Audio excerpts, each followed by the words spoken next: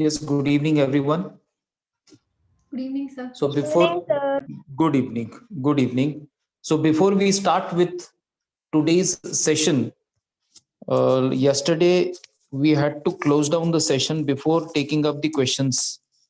So before we start, if you have any query related to yesterday's lecture, please ask your query and then we will proceed with today's session. Yes, you can unmute yourself and you can ask the query and then we will move ahead.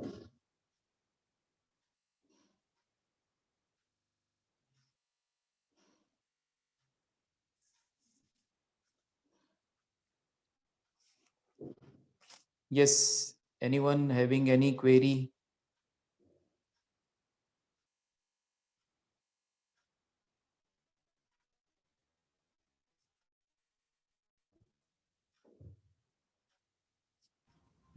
Sir, Neha here. Yes, Sir, can you please explain again regarding damages? I mean, not fully, but yes. in Which damages you? Which type of damages?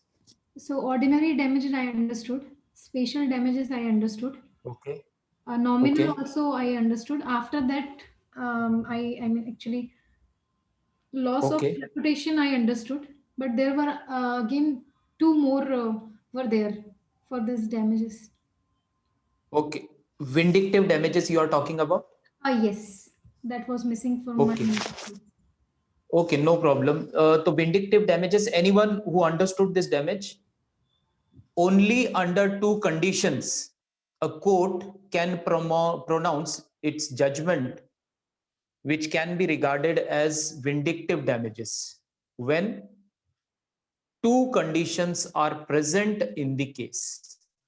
That two conditions we had discussed yesterday. Anyone who has understood this, you can unmute yourself. I hope that everyone can see my screen. Yes, sir. Yes, Okay. sir. Yes, yes. Vindictive So, sir, damage. Huh. Yes. the first condition you told that when bank rejects the check without giving any valid reason. Very good. Very good. The Next. second, when there is breach in the contract. Breach in the contract, but which type of contract? A particular contract is there. Only if it is broken, then only vindictive damages can be awarded by the court. एक Okay, particular sir. Type का ये है, एक मतलब particular contract है. कौन सा contract है? First one, yes, it is absolutely clear that a bank rejects if a bank rejects your check or dishonors your check without any valid reason, then you can file a case against the bank and the court can pronounce judgment in this case. That judgment will be covered under vindictive damages. Only under vindictive damages there is a provision of not only monetary compensation to the aggrieved party, but also the party which has made the breach can be sentenced to jail. It can be imprisoned. So that we had discussed. Yes. तो पहला तो clear है, बिल्कुल clear है. दूसरा क्या है? कौन सा contract?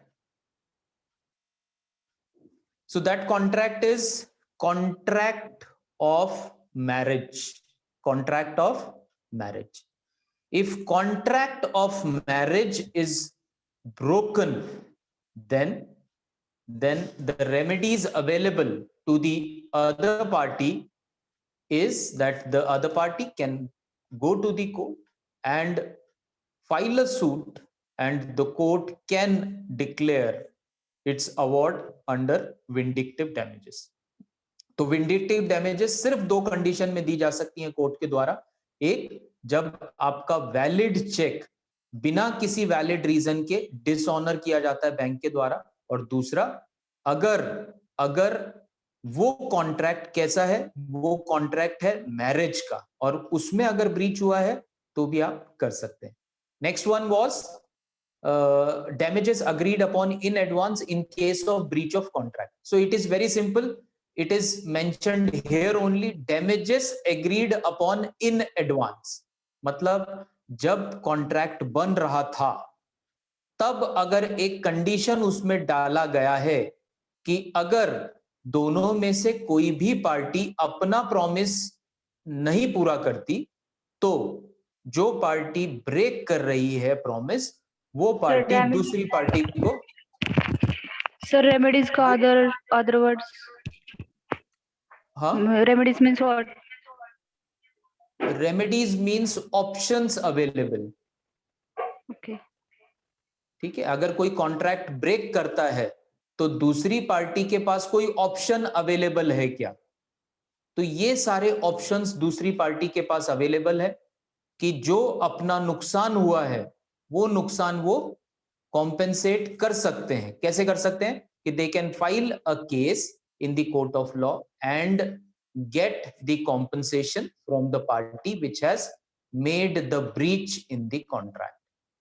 So damages agreed upon in advance means जब कॉन्ट्रैक्ट बन रहा था तभी अगर उसमें एक कंडीशन डाली जाती है कि अगर दोनों में से कोई भी पार्टी कॉन्ट्रैक्ट को ब्रीच करती है कॉन्ट्रैक्ट को ब्रेक करती है अपना प्रॉमिस पूरा नहीं करती है तो दूसरी पार्टी को वो पार्टी 10,000 रुपए एज कॉम्पेंसेशन देगी तो यहां पर जब पहले ही लिखा हुआ है तो कितना कॉम्पेंसेशन मिलेगा जितना उसमें लिखा गया है ऐसा अगर कॉन्ट्रैक्ट में नहीं लिखा हुआ है तो फिर कोर्ट में केस फाइल होगा और कोर्ट डिसाइड करेगा कि ऑर्डिनरी डैमेजेस है स्पेशल डैमेजेस है नॉमिनल डैमेजेस है या फिर vindictive damages loss of reputation it is clear Now we will proceed further and the next remedy for breach of contract is called as quantum meruit. Now quantum meruit, it's a Latin word or Latin phrase. In English, it is called as, the meaning is earned as much. Quantum meruit एक Latin phrase है, Latin words हैं, जिसका अगर हम लोग English में अगर meaning देखेंगे तो उसका मतलब है earned as much. Now these remedies are pronounced by the court to protect the interests of the aggrieved party. अब for example, Mr. A एक होलसेलर है और Mr. B एक रिटेलर है दोनों के बीच में डील होती है कि Mr. A wholesaler mister B को 10 बैग्स गेहूं के बेचेंगे और रेट होगा 1,000 रुपीज होलसेल रिटेलर ये प्रॉमिस करता है कि जैसे ही ये 10 बैग्स गेहूं के उसे मिल जाएंगे वो 10,000 रुपए होलसेलर को रिटर्न कर देगा अब रिटेलर के पास बैग्स आ गए और रिटेलर ने गेहूं बेचना शुरू कर दिया अब अगर गेहूं बेचकर रिटेलर ने सपोज 15 रुपए किलो गेहूं बेचा मतलब 1,000 रुपए का बैग लिया 1,500 रुपए उसको बेचा उसमें मतलब उसको प्रॉफिट कितना हुआ 500 रुपए अब ये 500 रुपीज प्रॉफिट किसका है रिटेलर का अगर रिटेलर एग्रीड टाइम पर मतलब जैसे उसने कॉन्ट्रैक्ट में प्रॉमिस किया है उस समय अगर वो होलसेलर को पूरा 10,000 का अमाउंट 10 बैग्स का अमाउंट रिटर्न नहीं करता है और बाद में बोलता है कि नहीं मैं अभी जब मेरे पूरे गेहूं बिक जाएंगे तब मैं आपको ये पैसा रिटर्न करूंगा means he is into breach of contract right अब वो कॉन्ट्रैक्ट तोड़ रहा है अपना प्रॉमिस पूरा नहीं कर रहा है अब अगर मिस्टर ए जो होलसेलर है अगर कोर्ट में जाते हैं तो कोर्ट क्या जजमेंट देगा कोर्ट जजमेंट देगा कि अगर आपने ब्रेक किया है तो ना सिर्फ आपको पूरा पैसा मिस्टर ए को देना पड़ेगा पर मिस्टर ए के जो भी गुड्स थे उसके ऊपर जितना आपने प्रॉफिट कमाया है वो सारा प्रॉफिट भी आपको मिस्टर ए को शेयर करना पड़ेगा, because you are into breach of contract, and that judgement will be covered under quantum meruit. Quantum meruit means earned as much. जितना प्रॉफिट उसने उस गुड्स पे कमाया, वो सारा प्रॉफिट उसे किसे देना पड़ेगा? होलसेलर को। क्यों देना पड़ेगा? Because the retailer has committed a breach of contract. समझ गए? Now next is suit for specific performance. Yesterday also I had told you the meaning of suit is case. When a case is filed in the court of law, it is called as suit. Suit for specific performance. Now, suit for specific performance means it is other than the suit for damages. Suit for damages कब file किया जाता है? कि जब जिस party का loss हुआ है उसे अपना लॉस वापस चाहिए, उसे कॉम्पेंसेशन चाहिए, तो वो क्या कर रहा है कि मेरा लॉस की नुकसान भरपाई दो और मॉनिटरी दो, तो फिर वो डैमेजेस फाइल करता है, डैमेजेस के लिए केस फाइल करता है. अब यहां पर कौन सा केस फाइल किया जा रहा है? यहां पर डैमेजेस एक्सपेक्टेड ही नहीं है, यहां पर क्या एक्सपेक्टेड है? Suit for specific performance means if a party has committed a breach in the contract, the court should order that party that they have to honor the promise which it had made in the contract. That means अगर आपने एक बार break कर दिया है तो contract खत्म नहीं हुआ है, कोर्ट आपको ऑर्डर देगा उस पार्टी को कि आपने जो प्रॉमिस किया था वो आपको पूरा करना ही पड़ेगा. अब सूट फॉर परफॉर्मेंस ये जो केस है ये कब फाइल किया जाता है? ये दो कंडीशंस में फाइल किया जाता है. दो कंडीशंस कौन सी हैं? First condition, when the compensation is not adequate. जब कॉम्पेंसेशन जो अग्रीव्ड पार्टी है, जिस पार्टी का लॉस हुआ है, उसे ऐसा लगता है कि कॉम्पेंसेशन बहुत ज्यादा नॉमिनल होगा, तो मुझे कॉम्पेंसेशन नहीं चाहिए, मुझे ये चाहिए कि ये कॉन्ट्रैक्ट कमिट हो जाए, ये कॉन्ट्रैक्ट परफॉर्म हो जाए.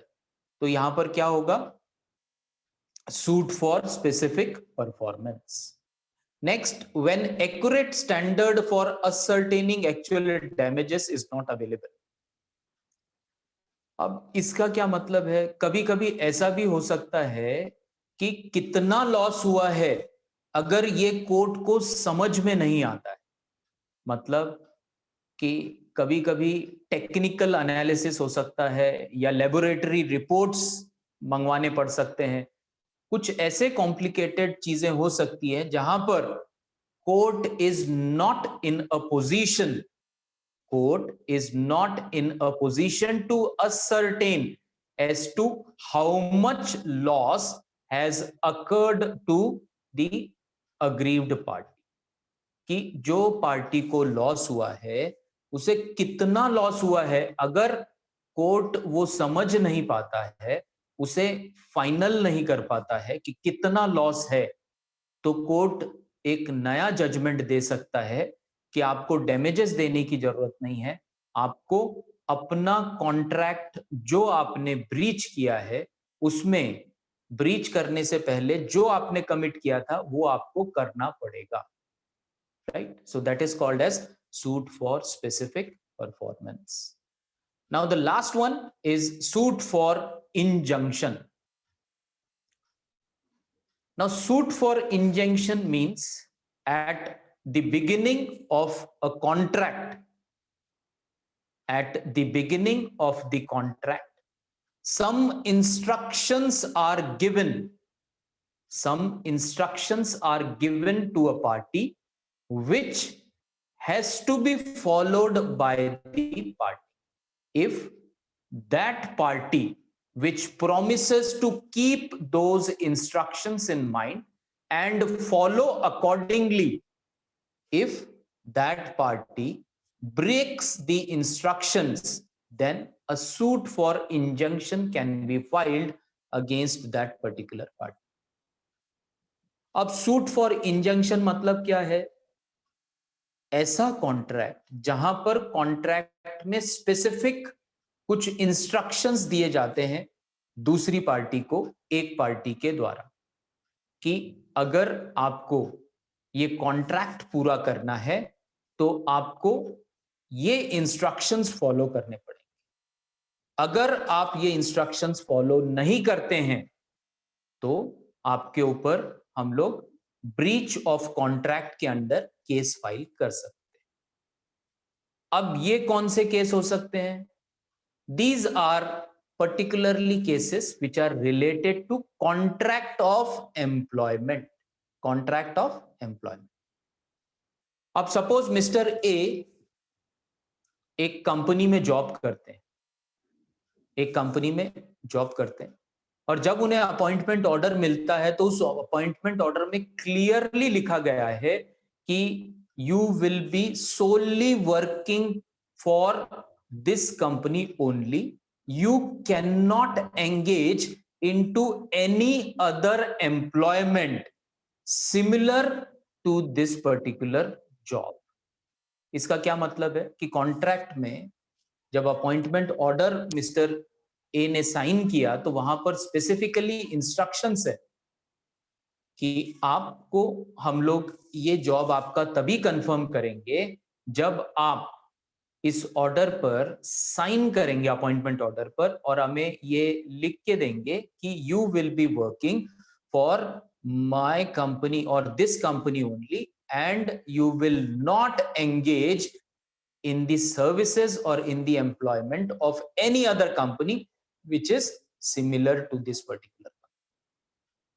कि दोनों भी ऑटोमोबाइल कंपनीज हैं, एक ऑटोमोबाइल कंपनी में आप काम कर रहे हैं तो आपको एक अगर अपॉइंटमेंट ऑर्डर में ऐसा स्पेसिफिक क्लॉज है कि आप इस कंपनी में ही काम करेंगे, आप ऐसे टाइप की कोई भी दूसरी कंपनी में पार्ट टाइम या फुल टाइम इसके अलावा नहीं कर सकते। अगर मिस्टर ए को ये सब पता होकर उन्होंने साइन किया है और फिर भी वो सिमिलर कंपनी में पार्ट टाइम जॉब कर रहे हैं और अगर मेन कंपनी को पता चल जाता है तो a suit for injunction can be filed against Mr. A and heavy fine can be imposed on Mr. A.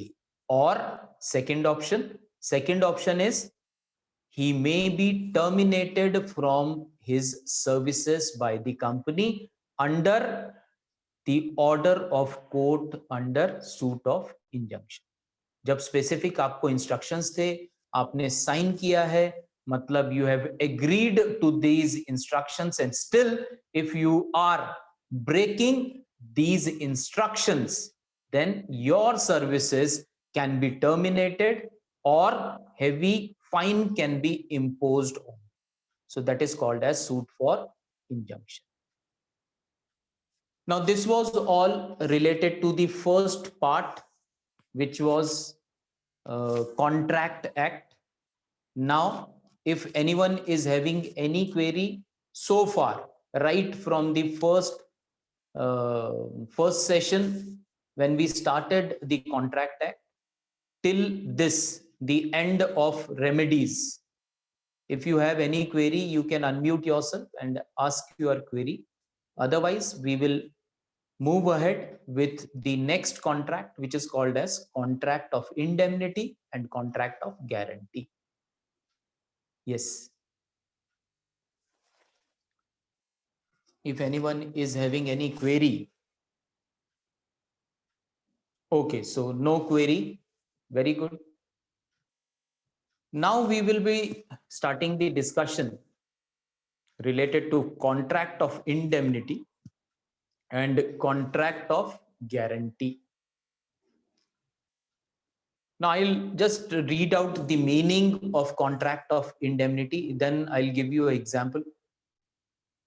A contract by which one party promises to save the other from loss caused to him by the conduct of promisor himself or by the conduct of any other person is called as contract of indemnity.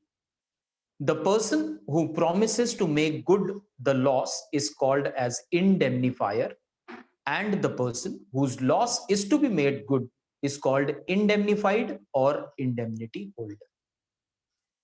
Now, so far we have discussed that at least two parties should be involved in the formation of a contract.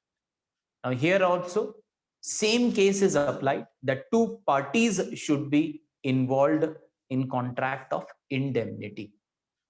अब indemnity का meaning क्या है? The meaning of indemnity is when you are taking a undertaking, you are giving an undertaking to the other person that in future, if you have any loss because of my conduct, I will compensate for that loss.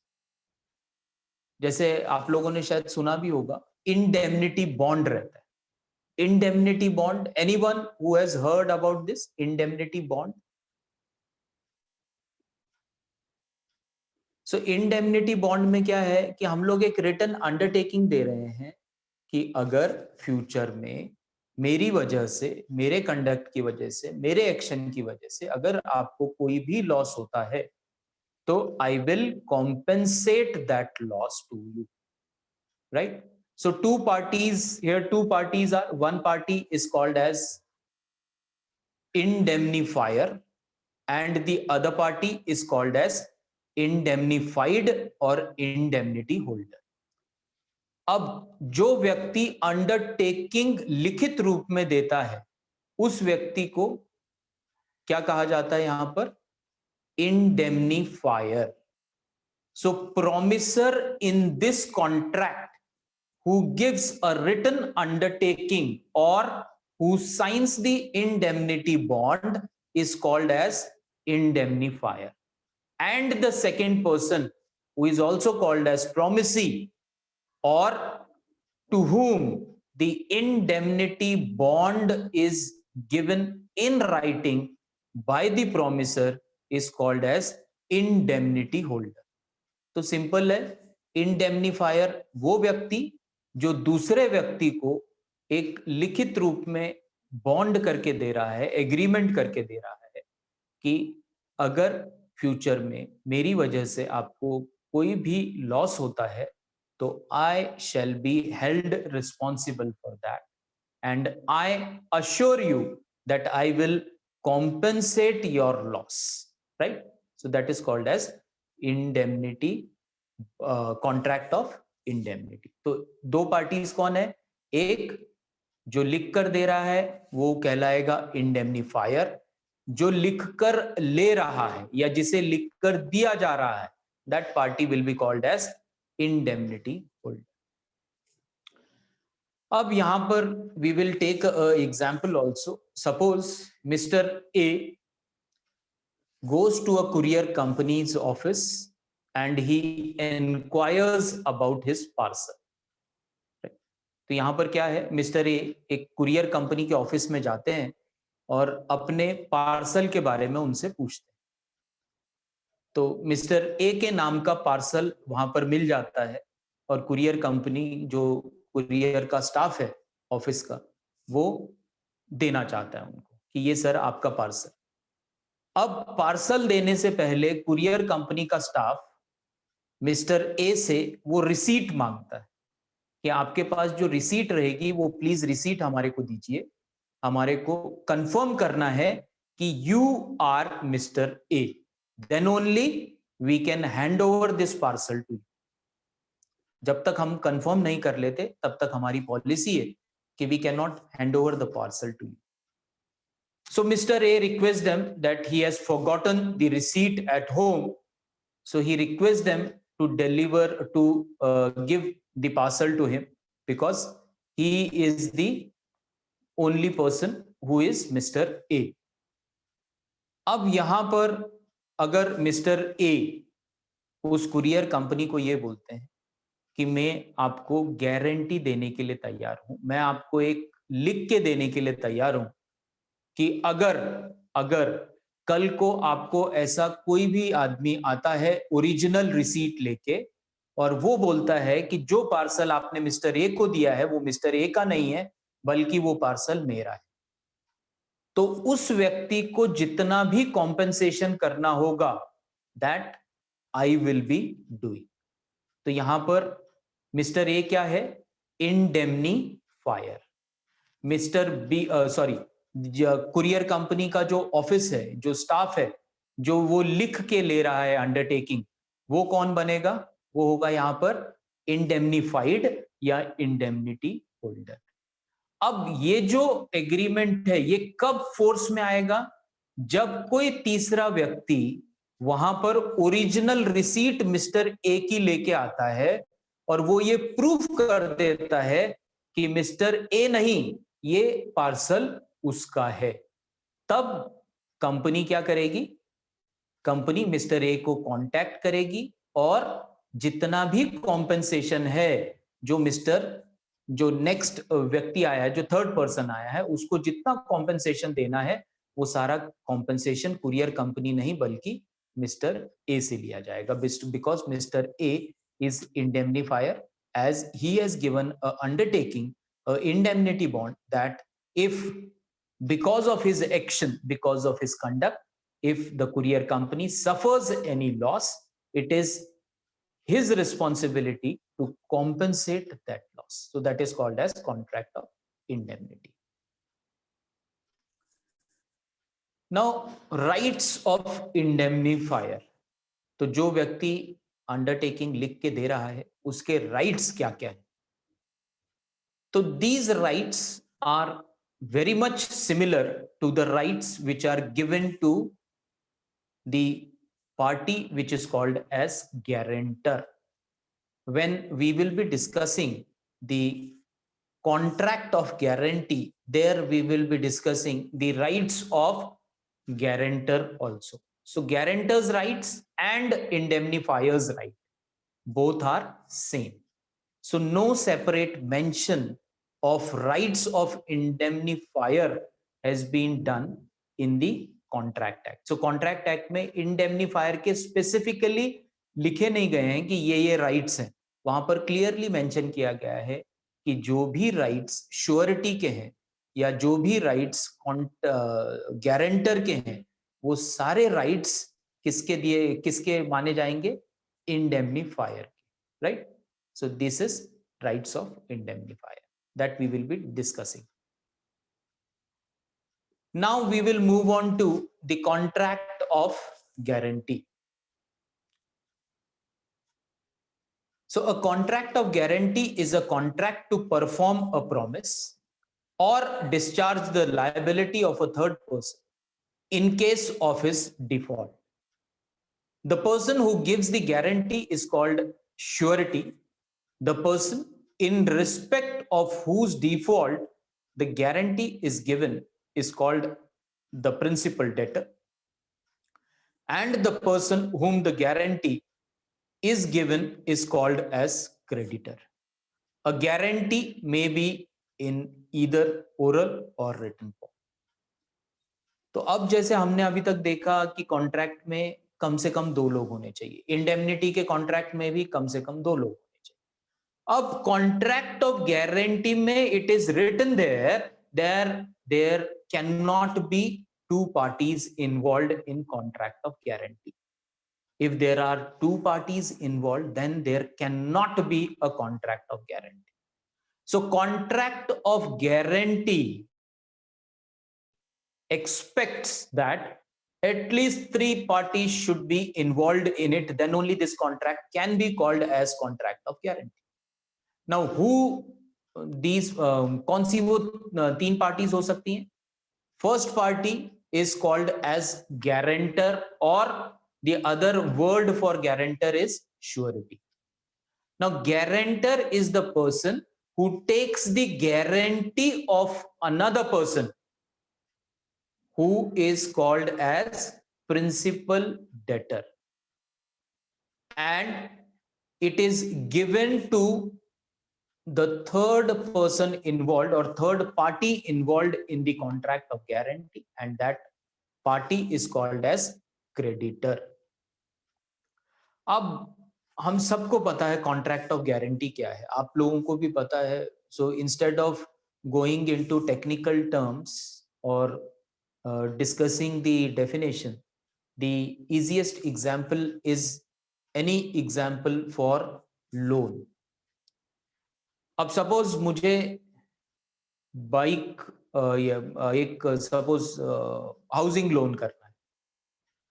अब housing loan के लिए अगर मैं bank में जाता हूं, अब हम सबको पता है, आप लोगों को भी पता है हाउसिंग लोन की क्या फॉर्मेलिटीज रहती है, कि जो डॉक्यूमेंट्स हैं वो हमारे को सबमिट करने पड़ते हैं, फॉर्म भरना पड़ता है और बैंक का अप्रूवल लेना पड़ता है. बैंक का कंडीशन रहता है कि आप अपनी बैंक स्टेटमेंट दो, फॉर्म 16 दो, बहुत सारे डॉक्यूमेंट्स मांगे जाते हैं. इससे वो चेक करेंगे कि whether we are in a position to avail that much of loan. 10 lakh, 15 lakh, 20 lakh, जितना भी लोन हमारे को लेना है, वो हम उतनी कैपेसिटी है क्या रीपे करने की, वो सब चेक करते हैं. अब यहां पर सबसे इंपॉर्टेंट चीज बैंक क्या करती है कि apart from everything which we are supplying, suppose अगर मुझे लोन चाहिए, आई एम मिस्टर एक्स, अगर मुझे लोन चाहिए तो बैंक मुझे क्या बोलेगी कि आपको ये सारे डॉक्यूमेंट्स देने. मैंने सारे डॉक्यूमेंट सबमिट कर. अब बैंक यहां पर है क्रेडिटर, क्योंकि वो लोन देने वाली. यहां पर मिस्टर एक्स यानी मैं क्या रहूंगा, प्रिंसिपल डेटर. मतलब मुझे लोन मिलेगा, मेरी रिस्पॉन्सिबिलिटी है कि लोन मुझे चुकाना है. नियमित जो भी निश्चित समय है, 15 साल, 20 साल, 25 साल, 10 साल, उसमें मुझे वो लोन पूरा बैंक का चुकाना. अब बैंक सैंक्शन करने से पहले एक कंडीशन और डालती है कि आपको कम से कम 2 गारंटर देने पड़ेंगे. अब ये गारंटर क्यों दिए जाते हैं? अब ये गारंटर इसलिए दिए जाते हैं कि इन केस अगर किसी वजह से मैं लोन रीपे नहीं कर पाता हूं, मैं डिफॉल्ट कर देता हूं, तो ऐसे डिफॉल्ट की कंडीशन में बैंक को लॉस नहीं होना चाहिए, इसलिए बैंक क्या करती है, एडवांस में ही गारंटी ले लेती. तो जिन 2 लोगों ने वहां पर एज गारंटर साइन किए हैं, उनके पास फिर बैंक के कम्युनिकेशन जाएगा, बैंक के नोटिसेस जाएंगे कि the person to whom you had given guarantee is not repaying the loan. Please see to it that he pays the loan to the bank, otherwise we will take serious action against you. मतलब कि अगर वो नहीं भर रहा है तो आपके खिलाफ एक्शन होगा, और अगर वो नहीं भर पा रहा है तो आपको पैसा उसका भरना पड़ेगा, क्योंकि आपने गारंटी ली थी. और गारंटी के कॉन्ट्रैक्ट में क्या है, specifically it is mentioned that the guarantor is taking the guarantee of the principal debtor, and he is taking a guarantee that in case of default of principal debtor, he shall be held responsible for that. ठीक है. तो contract of guarantee में क्या है, 3 parties involve, एक creditor, दूसरा principal debtor और तीसरा गारंटर. क्रेडिटर वो जो लोन देगा, प्रिंसिपल डेटर वो जो लोन लेगा, और गारंटर वो जो गारंटी लेगा. किसकी गारंटी लेगा, प्रिंसिपल डेटर की. कि अगर प्रिंसिपल डेटर पे नहीं कर पाता है तो हम पे करेंगे, मैं पे करूंगा. तो जो बोल रहा है कि अगर डेटर पे नहीं करता मैं पे करूंगा, that person will be called as guarantor. Principal debtor मतलब जिसने लोन लिया, क्रेडिटर मतलब जिसने लोन दिया. So this is called as contract of guarantee. Now there is difference between contract of guarantee and contract of indemnity. What are the distinctive points that we will be discussing? Now, under indemnity, a contract by which one party promises to save the other from loss, whereas in guarantee, a contract to perform the promise of discharge of liability. अब indemnity में क्या होता है कि return में एक agreement लिख के दिया जाता है, इंडेमनिटी बॉन्ड दिया जाता है कि फ्यूचर में अगर आपको मेरी वजह से कोई लॉस हुआ तो मैं उस लॉस को कॉम्पेंसेट करूंगा, दैट इज इंडेमनिटी। अब गारंटी में क्या है? A contract to perform the promise of discharge to discharge the liability, मतलब कि जब तक ये एग्जिस्ट कर रहा है, जब तक गारंटर साइन नहीं करेगा कॉन्ट्रैक्ट ऑफ गारंटी पे, तब तक वो कॉन्ट्रैक्ट ऑफ गारंटी पूरा ही नहीं होता, तब तक वो इनकम्प्लीट रहेगा। वो कॉन्ट्रैक्ट कब बनेगा? जब तीनों पार्टीज ने वहां पर साइन कर, तभी वो कॉन्ट्रैक्ट ऑफ गारंटी बन सकता है।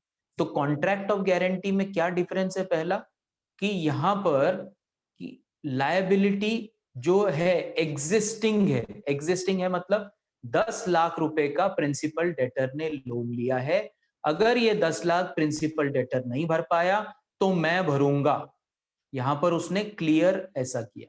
इंडेमनिटी में क्या है कि उसने लिख के दिया है कि फ्यूचर में अगर कुछ लॉस होगा तो, अभी कोई लॉस नहीं है, पता नहीं है लॉस होगा या नहीं होगा। गारंटी में पता है कि प्रिंसिपल डेटर ने 10 लाख रुपए का लोन लिया है, 10 लाख अगर ये नहीं भर पाया तो बैंक मुझसे वसूल कर सकती है, मेरे ऊपर केस फाइल कर सकती है। So that is guarantee. Now in indemnity there are only two parties, promisor that is indemnifier and the promisee that is indemnity holder or indemnified। तो कॉन्ट्रैक्ट ऑफ इंडेमनिटी में दो ही पार्टियां होती हैं, एक जो प्रॉमिस करता है वो कहलाएगा इंडेमनिफायर, जिसको वो प्रॉमिस करेगा that person will be called as indemnified और indemnity holder. Whereas in contract of guarantee there are three parties involved.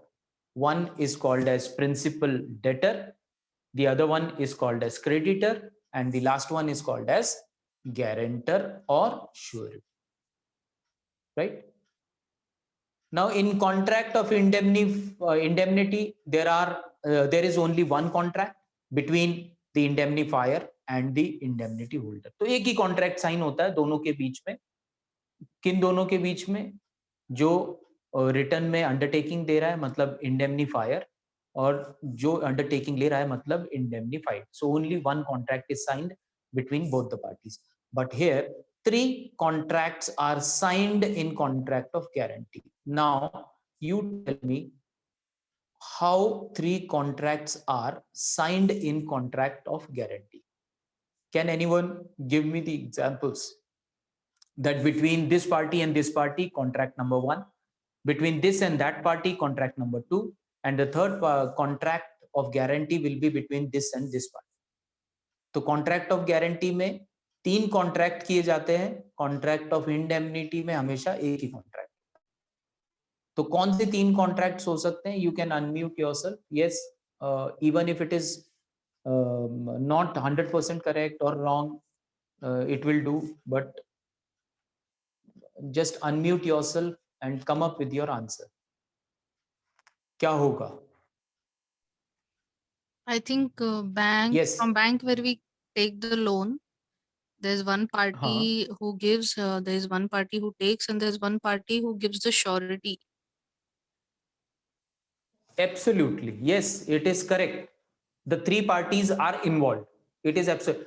Now we want to know that how 3 contracts, 3 different contracts will be signed between these parties। यहां पर क्या लिखा है कि 3 contract होंगे, यहां पे कैसे होंगे? अब आपको एग्जाम्पल से वो समझाना है कि पहला इसके और इसके बीच में, दूसरा कॉन्ट्रैक्ट इसके और इसके बीच में, और third contract is between this party and that party. With example, it is very simple, everyone is aware of it. कुछ ऐसा नया नहीं है, कॉन्ट्रैक्ट ऑफ गारंटी सबको सब कुछ पता है। उसके लिए जरूरी नहीं है कि आपको लैब सब्जेक्ट होना ही चाहिए, सबको पता है बैंक से लोन लेने के लिए क्या करना पड़ता है, and that is called as contract of guarantee. बहुत सिंपल। बताइए अभी 3 कॉन्ट्रैक्ट कैसे होते हैं? 3 parties, yes, absolutely, whatever you said is correct, absolutely correct। तीन कॉन्ट्रैक्ट कौन कौन से?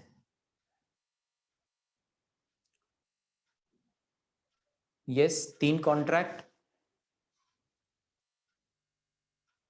anything, you can take a guess also, no problem, guess करो.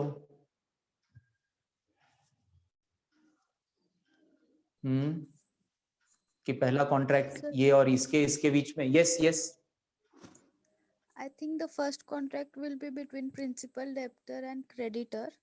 Very good, absolutely And correct, very second, good, go ahead. second Second. creditor and the surety. Creditor and the Guarantor. guarantor, absolutely, yes, correct. Third one. And the third will be between the principal, debtor, and the guarantor. Very good, so it is correct. So three different contracts are signed. Bank में तो एक ही contract sign होगा, but when a principal debtor, अगर मुझे loan चाहिए और अगर मैं किसी को अप्रोच करता हूं तो कोई इजीली मुझे गारंटर मिलेगा क्या? नहीं मिलेगा. तो मैं गारंटर को क्या गारंटी दे रहा हूं एज प्रिंसिपल डेटर कि you please sign on this loan. I assure you that I will not default the loan. I will return the loan within a stipulated period of time. So all the three contracts which you have explained is correct. So first is between the creditor and the debtor. So principal debt, creditor means bank, principal debtor means the person who has taken loan. तो पहला contract in दोनों के बीच में. दूसरा contract किसके बीच में होगा? Debtor के बीच में और श्योरिटी के बीच में. तीसरा कॉन्ट्रैक्ट श्योरिटी के बीच में और क्रेडिटर के बीच में. तो ये तीन कॉन्ट्रैक्ट होंगे. जब ये तीन कॉन्ट्रैक्ट होंगे तभी वो कॉन्ट्रैक्ट ऑफ गारंटी बनेगा, otherwise it will not be a contract of guarantee. Now next one, the liability under indemnity, the liability of the indemnifier is primary. Under contract of indemnity, the first responsibility to pay the compensation lies with the person who has given the undertaking.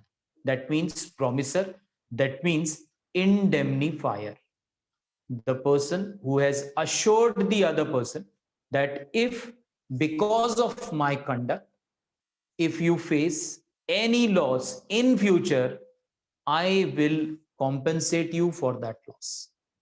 तो यहां पर कौन है primary liability किसकी है? The person who has signed the undertaking, who is also called as indemnifier, right? Now in contract of guarantee, the liability of surety is secondary and principal debtor is primary. तो यहां पर किसकी primary responsibility? Primary responsibility simple word में मतलब first responsibility किसकी रहेगी? पहली जवाबदारी किसकी है? लोन को रिटर्न करने की. श्योरिटी की मतलब गारंटर की, या फिर डेटर की मतलब जिसने लोन लिया है उसकी. तो जिसने लोन लिया है वो व्यक्ति जो प्रिंसिपल डेटर है इस केस में, that person, as he is availing the loan, he is taking the benefits of loan.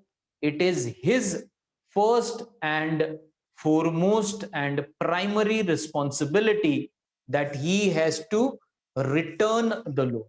Only in case he fails to return the loan, then only the second responsibility of surety comes into existence, right? तो अगर debtor loan नहीं भर रहा है तो immediately surety को bank force नहीं कर सकता. बैंक को क्या करना पड़ेगा? बैंक को पहले डेटर को नोटिस भेजना पड़ेगा कि आपने 2 महीने से आपका जो लोन का इंस्टॉलमेंट है वो नहीं भरा. दूसरा नोटिस भेजना पड़ेगा. 3 नोटिस भेजने के बाद भी अगर वो नहीं कर रहा है, then of course a legal action can be taken against the guarantor also, or a legal notice can be sent to the guarantor also, right? But Guarantors or sureties responsibility is secondary. First responsibility lies with the principal debtor. Now next one, the liability under contract of indemnity. The liability of indemnifier is contingent and comes into existence on happening of a contingency. अब indemnity में क्या हो रहा है कि it is dependent on a contingency. When Mr. A approached the courier office and he assured the courier staff that this particular parcel belongs to me only. I am the person who is the real owner of this particular parcel. And when the staff refuses to hand over the parcel to Mr. A because he was not in possession of receipt for that particular parcel, at that moment, Mr. A assures the courier staff that in case of any loss because of my conduct, I will compensate you for the loss. मतलब क्या है? Loss किस पे है? Contingency. मतलब future में अगर कोई और ओरिजिनल रिसीट लेकर आता है और ये प्रूव हो जाता है कि इस पार्सल का मैं रियल ओनर नहीं हूं, but somebody else is the real owner of this parcel, at that particular moment I shall be held responsible to compensate you for all the loss which you have suffered because of my conduct. So that is indemnity. But in guarantee, there is always an existing debt or duty and to be performed, and the performance of the same is guaranteed. अब यहां पर mister ए को 100% पता है कि वो ही उस parcel के ओरिजिनल ओनर हैं, तो दूसरा नहीं होगा. उन्होंने गारंटी, उन्होंने अंडरटेकिंग क्यों दी है? क्योंकि वो सिर्फ उनको अश्योर करना चाहते हैं कुरियर स्टाफ को कि अगर फ्यूचर में कुछ भी लॉस होता है इस पार्सल की वजह से, तो मैं वो लॉस आपको कॉम्पेंसेट करूं. तो वो फ्यूचर हो भी सकता है, नहीं भी हो सकता. अब कॉन्ट्रैक्ट ऑफ गारंटी में क्या होता है कि there is a existing debt. Existing debt मतलब 10 लाख रुपए का लोन मिस्टर ए ने लिया है बैंक से. अगर वो नहीं चुका पाए तो आपको चुकाना पड़ेगा. आप साइन करने से पहले अच्छे से सोच लो. ऐसा बैंक गारंटर को हमेशा बताता है, हमेशा बताता है. Right? So there is always a existing debt. Now under indemnity, reimbursement of loss if any to the indemnity holder is the main aim. कि जो भी आपका indemnity में क्या है, आपका जो लॉस होगा उसे मैं कॉम्पेंसेट करूंगा, ये मेन है. अब गारंटी में क्या मेन है? मैं गारंटी में है to give security to the creditor in respect of debt और ड्यूटी इज द एम. यहां पर क्रेडिटर को क्या किया जा रहा है? एश्योर किया जा रहा है कि अगर डेटर नहीं भर पाया तो मैं भरूंगा. इंडेमनीफायर में, indemnifier has no right to file a suit against the third party for any loss. अब यहां पर क्या है? हमने तो बोला था कि कॉन्ट्रैक्ट ऑफ इंडेमनिटी में दो ही पार्टी है, एक इंडेमनीफायर और एक indemnity holder.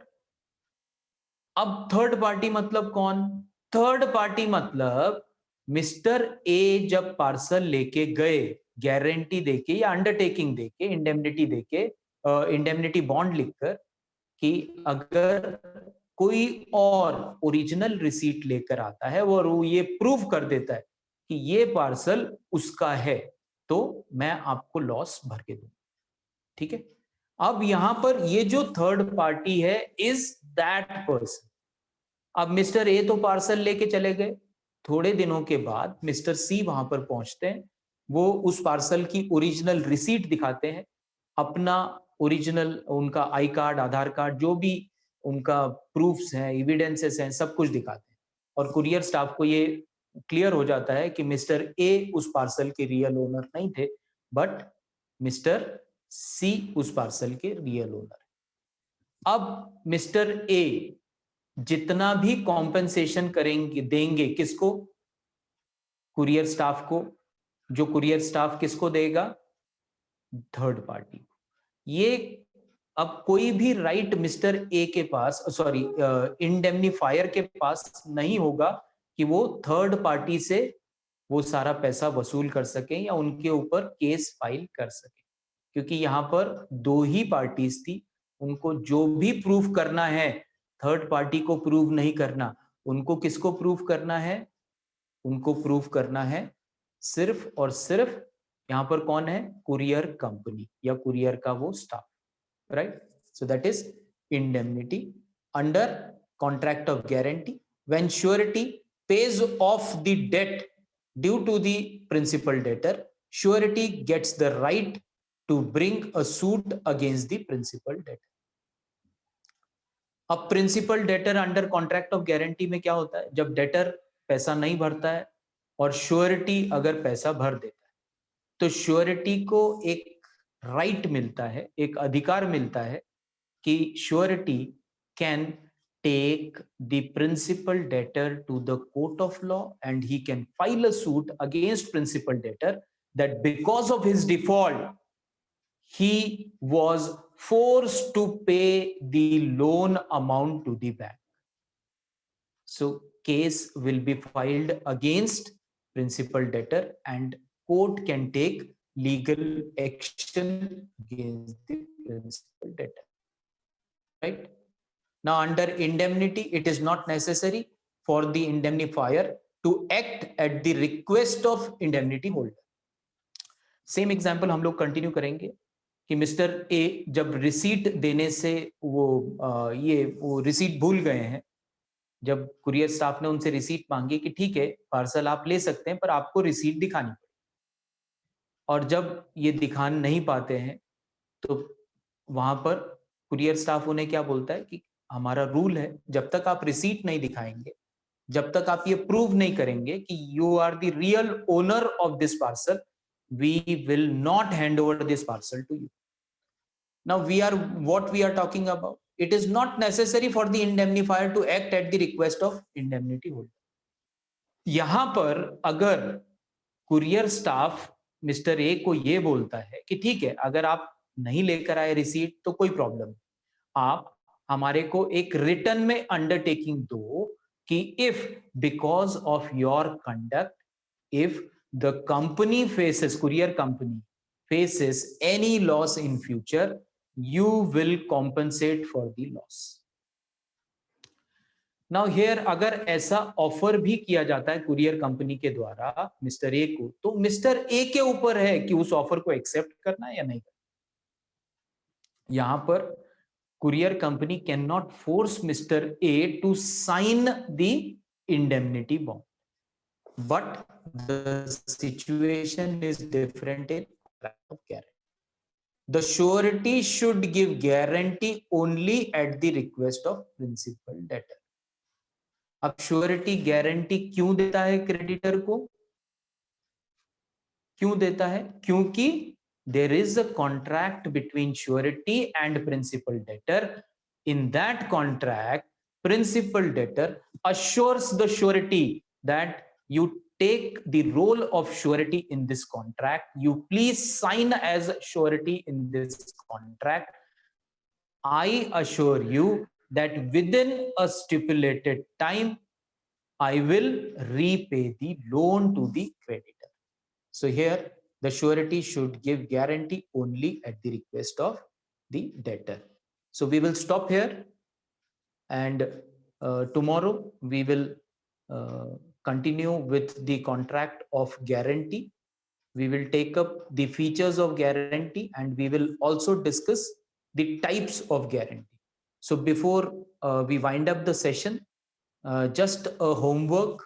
Homework is that there are now, I think you can see on slide on your screen, there are 4 types of guarantee.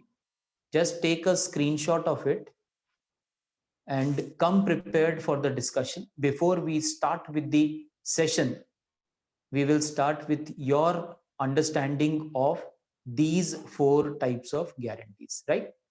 What is retrospective and prospective guarantee? Then what is fidelity guarantee? What is specific guarantee? And what is continuing guarantee? That we will discuss first, and then we will proceed with the lecture, right? So we will wind up the session now, and tomorrow we will meet at 7 p.m. in the evening, right? Sure. Thank you. Bye. Good night. Thank you, sir. Thank you, sir. Thank you, sir. Thank you. Good night. Thank you. Thank you. Thank you, sir. Thank you, sir.